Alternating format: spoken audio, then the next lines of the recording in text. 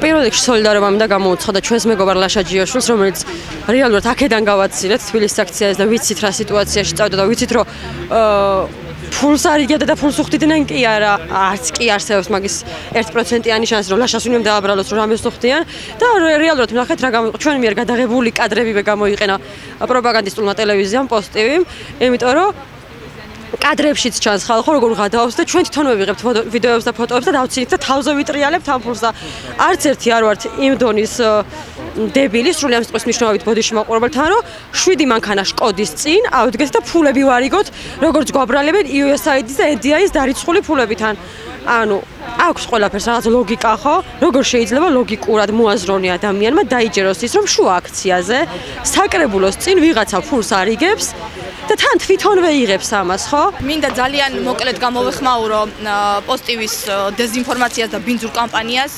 ძალიან მოკლედ ვამბობ, იმიტომ რომ ქალაქში უფრო მნიშვნელოვანი საწუხარი გვაქვს ლაშა ჯიოშვილის გატაცების და უკანონოდ თავისუფლების აღკვეთის გამო.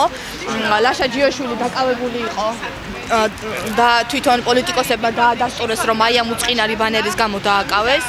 თუმცა ეგ დამკავებლებიც არ იარსებებდნენ პრეზერვატივის მნიშვნელობაზე მართლა ყველა რომ თანხმდებოდეს. ეხლა რაც შეეხება თანხების გადაცვლას. თვითონ ფაქტი იყო ძალიან მარტივი, წვრილი კუპიურები გადავახურდავენ მსხვილ კუპიურებში. საიდან მოხდა ეს წვრილი კუპიურები ჩემთან? მოხდა ადამიანების ჩარიცხვით.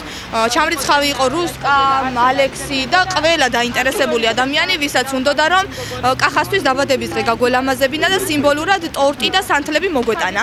თუმცა რა კი აგროვებული თანხა ტორტისა და სანთლების ფულს მნიშვნელოვნად აღემატებოდა 75 ლარი დაგვეხარჯა ტორტში, თუ გაინტერესებთ და თანხა უფრო მეტი გქონდა. დავწყვიტეთ რომ საჩუქრად გადაგვეცა და უკან აღარ დაგვებრუნებინა ეგ თანხები და ზუსტად ეგ ფაქტი აქვს მოკლედ აღბეჭდილი.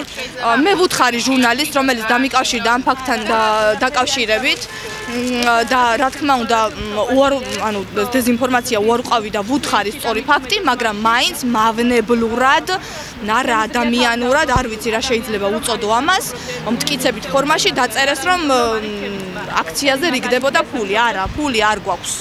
ფული არ გვაქვს მეგობრებო, მაგის გამო აქ არავინ არ მოხვიდეთ, არ შეგვიძლია ფული რომ დაგირიგოთ. სახეზე აშკარა ცილის წამება, ამ ადამიანების ასე ვთქვათ უარყოფით კონტექსტში წარმოჩინება და ვიდეოებიდან ნათლად ჩანს რომ დღისით მზისით ადამიანები რაღაც დაბადების დღესთან დაკავშირებულ ფულს აგროვებენ და გაავრცელეს ცალმხრივად. რა თქმა უნდა შესაძლებელი არის აგრეთვე ჟურნალისტური ეთიკის კარტისადმი მიმართვა და რა თქმა უნდა სასამართლოსთვის მიმართვა როგორც ცილის წამებისა და არასწორი ინფორმაციის გავრცელების გამო.